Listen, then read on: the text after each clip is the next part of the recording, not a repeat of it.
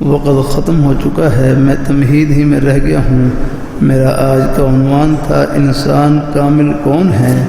جسمانی لحاظ سے کامل انسان وہ ہے جس کی بینائی شنوائی سلامت ہو، نہ سر سے گنجا ہو، نہ ہاتھ سے لنجا ہو، نہ پاؤں سے لنگڑا ہو، غرض اس کے سب اعضاء سلامت ہوں۔ اسی طرح اللہ تعالیٰ کے ہاں کامل انسان وہ ہے جو حقوق اللہ اور حقوق العباد کو نبھائے۔ خدا کی قسم، کامل انسان کے دیکھنے کو آنکھیں ترستی ہیں۔ کسی کا بیوی بچوں سے سلوک ٹھیک ہے تو والدین سے خراب ہے۔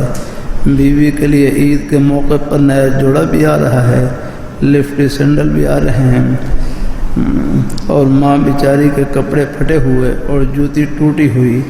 کامل انسان وہ ہے جس کے لیے ماں باپ، بھائی بہن اور باقی رشتہ دار سب کے دل سے دعا نکلے، اور اللہ تعالیٰ مجھے اور آپ کو کامل انسان بنا کر دنیا سے اٹھائے، آمین یا الہ العالمین۔ کامل انسان امراض روحانی سے شفا پانے کے بعد بنتا ہے۔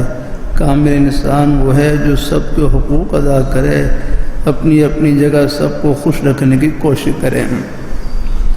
کامل انسان وہ نہیں کہ بیوی پر مفتون ہے اور ماں بیچاری کی خبر نہیں لیتا۔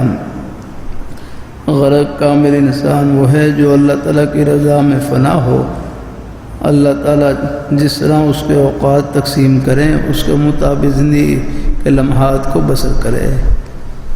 اللہ تعالیٰ سب کو توفیق نصیب فرمائے۔ سبحانک اللہم و بحمدک، اشہد ان لا الہ الا انت، استغفرک و اتوب الیک۔ آمین آمین۔